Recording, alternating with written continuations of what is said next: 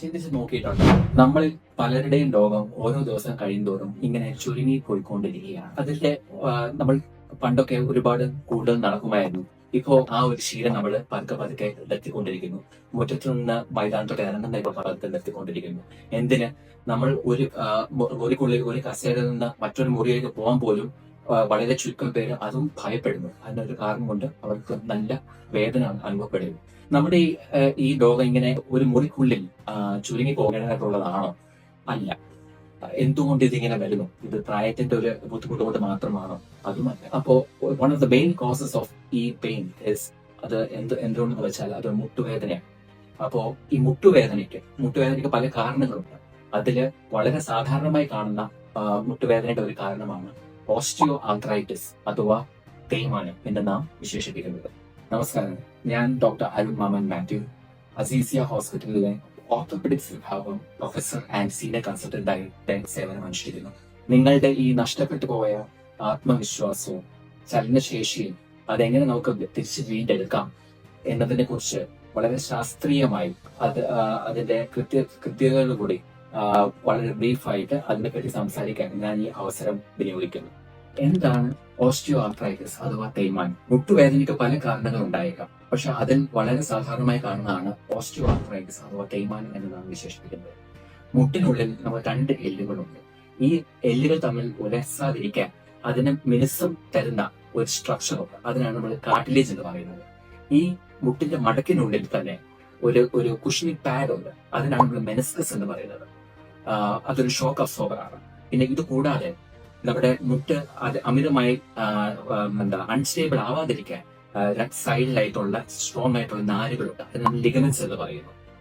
അപ്പോൾ ഈ osteo arthritis സംഭവിക്കുന്നത് എന്താണെന്ന് വെച്ചാൽ നമ്മുടെ കരുണാസി അഥവാ കാർട്ടിലേജ് അത് തേഞ്ഞു തീരുകയും ഈ എല്ലുകൾ തമ്മിൽ ഉരസുകയും അങ്ങനെ മുട്ടിന് വീക്കമുണ്ടാകുകയും മെനിസ്കസിന്റെയും ലിഗമെന്റ്സിന്റെയും പ്രവർത്തനശേഷി കുറഞ്ഞു വരികയും ചെയ്യുമ്പോൾ കാലിന് മുട്ടിന് സ്വാഭാവികമായിട്ടും വേദനയും നീരും നല്ല രീതിയിൽ കൂടുകയും മുട്ടിന് വളവും ഉണ്ടാവുകയും. ഇങ്ങനെയാണ് ഓസ്റ്റിയോ ആർത്രൈറ്റിസിന്റെ ഒരു പത്തോളജി. നമുക്ക് ഇനി ഇതിന്റെ കോസസ് അഥവാ കാരണങ്ങൾ എന്താണ് എന്ന് നമുക്കൊന്ന് പരിശോധിക്കാം. പണ്ടൊക്കെ ഈ ഓസ്റ്റിയോ ആർത്രൈറ്റിസ് ഒരുപാട് ഓൾഡ് ഏജിലാണ് കാണുന്നതെങ്കിൽ ഇപ്പോൾ സ്ഥിതി അങ്ങനെയല്ല, അത് മാറി. യുവാക്കളിൽ പോലും 30-40 വയസ്സിലുള്ളവരിൽ പോലും മുട്ട് തേയ്മാനം നമ്മൾ കണ്ടുവരുന്നു. അവരും ഇതിൽ നിന്ന് വിമുക്തരല്ല. അതിന്റെ കാരണങ്ങൾ എന്തൊക്കെയായിരിക്കാം നമുക്കൊന്ന് പരിശോധിക്കാം. ആദ്യമായിട്ട് പറയാനുള്ളത് നമ്മുടെ ജീവിത ശൈലിയിൽ വന്ന മാറ്റങ്ങളാണ് ഇതിന്റെ one of the main common cause of osteo arthritis. അത് നമ്മുടെ ഭാരം കൂടുകയും. എങ്ങനെയാണ് ഈ ഭാരം കൂടുന്നത്? നമ്മുടെ വ്യായാമക്കുറവ് കാരണം ഒരു സെഡന്ററി ലൈഫ് സ്റ്റൈൽ ഫോളോ ചെയ്യുന്നത്. പിന്നെ അതുകൂടാതെ നമ്മുടെ ആഹാരത്തിൽ വന്ന മാറ്റങ്ങൾ, അതായത് കൂടുതലും ഒരു ജങ്ക് ഫുഡ്, ഫാസ്റ്റ് ഫുഡിലുള്ള കൾച്ചർ എടുക്കുകയും പോഷകാഹാര കുറവ് കാരണം നമുക്ക് അമിത ഭാരം വരുന്നു. അത്രയും ലോഡ് താങ്ങാനുള്ള ഒരു ശേഷി മുട്ടിന് വരാതിരിക്കുന്നു. മുട്ടിന് 4-5 ഇരട്ടി ലോഡ് വരെ താങ്ങേണ്ട ഒരു സിറ്റുവേഷൻ വരുന്നു. അതാണ് one of the main common cause. രണ്ടാമത് പറയാനുള്ളത് ഈ മെറ്റബോളിക് കോസസ് എന്ന് പറയും. അത് യൂറിക് ആസിഡ് കൂടി വരുമ്പോഴോ അങ്ങനെ ഗൗട്ടി ആർത്രൈറ്റിസ് എന്ന് പറയുന്ന ഒരു വിശേഷണം. പിന്നെ അണുബാധ വന്നു ചേർന്ന് പറ്റിയാലോ ഇങ്ങനെ മുട്ട് തേയ്മാനം വരാം. നമ്മൾ മറക്കാൻ പാടില്ലാത്ത ഒരു കാരണം പഴയ പരിക്കുകൾ കൂടിയാണ്. നമുക്ക് ഇപ്പൊ 10 വർഷം മുന്നേ ഒക്കെ സംഭവിച്ച ഒരു പരിക്ക്, മുട്ടിനെ നിങ്ങൾ നിസ്സാരമായിട്ട് കാണുന്ന പരിക്കുകൾ, ഒരു ചതവോ ലിഗമെന്റിനൊരു ടയർ വരികയോ മെനിസ്കസിന് ടയർ വരികയോ ഒരു ചെറിയ ഒടിവൊക്കെ വന്നാലും ഇതൊന്നും കറക്റ്റ് രീതിയിൽ ചികിത്സിക്കാതെ പോകുമ്പോൾ സംഭവിക്കുന്നത് എന്തെന്ന് വെച്ചാൽ പിൽക്കാലത്ത് അത് സെക്കൻഡറി ഓസ്റ്റിയോ ആർത്രൈറ്റിസ് ആയി നമുക്ക് നല്ല വേദനയായിട്ട് അത് വരാൻ ഒരു കാരണമാകുന്നു. ഇനി നമുക്ക് ഇതിന്റെ ട്രീറ്റ്മെന്റ് ആസ്പെക്റ്റിലോട്ട് വരാം. നമ്മൾ സാധാരണഗതിയിൽ പേഷ്യൻസ് ചോദിക്കുന്ന ഒരു ചോദ്യം, മുട്ടുവേദന വരുമ്പോൾ ഡോക്ടറെ ഡയറക്റ്റ്ലി നമുക്ക് സർജറിയോടാണോ പോകേണ്ടത്? അല്ല. ഒരു 80% പേഷ്യൻസിന് മുട്ടുവേദന വന്നാൽ നമുക്ക് ഡെഫിനറ്റ്ലി കൺസർവേറ്റീവ് ട്രീറ്റ്മെന്റിലാണ് നമ്മുടെ മുട്ടുവേദന പ്രതിരോധിക്കാൻ നമ്മൾ നോക്കുന്നത്. അപ്പൊ എന്തൊക്കെയാണ് ഈ കൺസർവേറ്റീവ് ട്രീറ്റ്മെന്റ്? ഫസ്റ്റ് ആദ്യം തന്നെ നമ്മൾ നോക്കേണ്ടത് നമ്മുടെ ജീവിതശൈലി ഒന്ന് മാറ്റുക എന്നുള്ളത് വളരെ അത്യാവശ്യമാണ്. സെഡന്ററി ലൈഫ് സ്റ്റൈൽ, ഒരു സ്ലോ ആയിട്ട് പോകുന്ന ലൈഫ് സ്റ്റൈൽ നമ്മൾ മാറ്റി കുറച്ചുകൂടെ മോർ ആക്റ്റീവ് ആകണം. വ്യായാമത്തിൽ നമ്മൾ കൂടുതൽ ഇമ്പോർട്ടൻസ് കൊടുക്കണം. മുട്ടിനോട് ചേർന്ന് നടക്കുന്ന പേശികൾ ബലപ്പിക്കാനുള്ള എക്സസൈസിൽ നമ്മൾ കൂടുതൽ ഫോക്കസ് ചെയ്യണം. ഡയറ്റ് നമ്മൾ പ്രത്യേകം ശ്രദ്ധിക്കേണ്ടതാണ്. ജങ്ക് ഫുഡ്, ഫാസ്റ്റ് ഫുഡിന്റെ കൾച്ചർ നമ്മൾ മാറ്റി അതിന് പകരം റീപ്ലേസ് ചെയ്ത് നമുക്ക് ഒരു ഹെൽത്തി ഡയറ്റ്, അതിൽ പ്രോട്ടീൻ ഉൾപ്പെടെയുള്ള പ്രോട്ടീനും കാൽഷ്യവും അടങ്ങുന്ന ഉൾപ്പെടെയുള്ള ഡയറ്റ് നമ്മൾ ഇത് ഉൾപ്പെടുത്താൻ നോക്കണം ബോൺ ഹെൽത്ത് ഇംപ്രൂവ് ചെയ്യാനായിട്ട്. പിന്നെ ഉള്ളത് ഫിസിയോതെറാപ്പിയാണ്.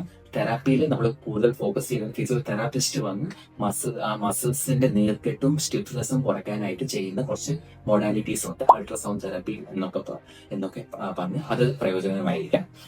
ഇത് കൂടാതെ ഡോക്ടറിന്റെ പ്രിസ്ക്രിപ്ഷനിൽ നീരും വേദനയും കുറയാനുള്ള മെഡിസിൻസ് അത് കണക്കുണ്ട്, ഡ്യൂറേഷൻ ഉണ്ട്, അത് കൂടുതൽ എടുക്കാനും പാടില്ല. ഡോക്ടറിന്റെ പ്രിസ്ക്രിപ്ഷനിൽ നമുക്ക് മെഡിസിൻസ് എടുത്ത് പോവാം. പിന്നെ മുട്ടിനകത്തെടുക്കുന്ന ജോയിന്റിനുള്ളിൽ എടുക്കുന്ന ഇൻട്രാ ആർട്ടിക്കുലർ ഇഞ്ചക്ഷൻസ് ഉണ്ട്. അതിലൊന്ന് സ്റ്റീറോയിഡ് ഇഞ്ചക്ഷൻ എന്ന് പറയും. താൽക്കാലികമായിട്ടുള്ള അസഹനീയ വേദനയും നീരും കുറയാൻ അത് സഹായിക്കും. പിന്നെ പുതിയ റിസർച്ചസ് അനുസരിച്ച് നമ്മൾക്കിപ്പോൾ ഇൻട്രാ ആർട്ടിക്കുലർ തന്നെ നമ്മൾ മുട്ടിനകത്ത് എടുക്കുന്ന നമ്മുടെ രക്തത്തിൽ നിന്ന് തന്നെ വേർതിരിച്ചെടുക്കുന്ന പ്ലേറ്റ്ലെറ്റ് റിച്ച് പ്ലാസ്മ ഒരു ജൈവ ചികിത്സയുടെ നമുക്ക് വേണമെങ്കിൽ കണക്കാക്കാം. ബയോളജിക്കലാണ്, വേറെ ദൂഷ്യഫലങ്ങളില്ല. അതും മൈൽഡ് ടു മോഡറേറ്റ് ഓസ്റ്റിയോ ആർത്രൈറ്റിസിന് അത് വളരെ സഹായകരമായിരിക്കാം. ഇനി നമുക്ക് എപ്പോഴാണ് മുട്ടിന് ഒരു സർജിക്കൽ ലൈനിലോട്ട് നമുക്ക് പോകേണ്ട ഒരു സിറ്റുവേഷൻ വരുന്നത്? ഞാൻ മേൽ പറഞ്ഞ കൺസർവേറ്റീവ് ട്രീറ്റ്മെന്റ്സിൽ ഈ ബുദ്ധിമുട്ട് മാറുന്നില്ല എന്നുണ്ടെങ്കിൽ, അസഹനീയമായിട്ട് തന്നെ മുട്ടിന്റെ വേദന ഇങ്ങനെ തുറന്നു പോയിക്കൊണ്ടിരിക്കുകയാണെങ്കിൽ, പിന്നെ നമ്മൾ ആധുനിക ശസ്ത്രക്രിയയിലോട്ട് നോക്കേണ്ട ഒരു സിറ്റുവേഷൻ വരുന്നുണ്ട്. അപ്പൊ എന്തൊക്കെയാണ് നമുക്ക് നമ്മുടെ മുന്നിലുള്ള ഓപ്ഷൻസ്? ഒരു സർജിക്കൽ ഓപ്ഷൻ എന്ന് പറയുന്നത് ഹൈ ടിബിയൽ ഓസ്റ്റിയോട്ടമി എന്ന് പറയും. എന്ന് പറഞ്ഞാൽ ഇത് ഈ ഒരു പർട്ടിക്കുലർ സർജറി പൊതുവെ കുറച്ചുകൂടി യങ് പേഷ്യൻസിലും വളരെ ആക്റ്റീവായിട്ടിരിക്കുന്ന പേഷ്യൻസിലും മുട്ടിന്റെ തേയ്മാനം ഒരു ഭാഗത്ത് മാത്രം ഒതുങ്ങി നിൽക്കുന്ന ഒരു അവസ്ഥയാണെങ്കിൽ നമുക്ക് മുട്ട് മാറ്റി വെക്കാതെ തന്നെ മുട്ടിന്റെ അലൈൻമെന്റ് കറക്റ്റ് ചെയ്ത് നമുക്ക് പ്ലേറ്റും സ്ക്രൂഡ് അത് ഫിക്സ് ചെയ്തതിനു ശേഷം നമുക്ക് മുമ്പോട്ട് അതിന്റെ ആ പെയിന്റെ ഇന്റൻസിറ്റി നമുക്ക് കുറയ്ക്കാനും സഹായിക്കാം. രണ്ടാമത്തെ ചികിത്സ അതാണ് നമ്മൾ കോമൺലി നമ്മൾ ചെയ്യുന്ന ഒരു സർജറി. അതാണ് ടോട്ടൽ നീ റിപ്ലേസ്മെന്റ് എന്ന് നാം വിശേഷിപ്പിക്കുന്നത്. വളരെ ഫലപ്രദമായിട്ട് ചെയ്യുന്ന ഒരു ചികിത്സയാണ്, വളരെ കോമൺ ആയിട്ട് ചെയ്യുന്ന ഒരു സിറ്റുവേഷനാണ്. ഇത് എപ്പോൾ ചെയ്യേണ്ടി വരും?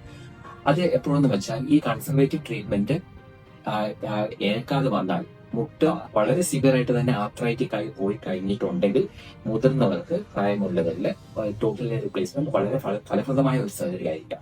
ഇതെന്താണ് ഈ ടോട്ടൽ നീ റിപ്ലേസ്മെന്റ്? നമ്മുടെ മൊത്തമായിട്ട് കാല് മുറിച്ച് മാറ്റി ചെയ്യുന്ന ഒരു പ്രക്രിയയാണോ? അല്ല.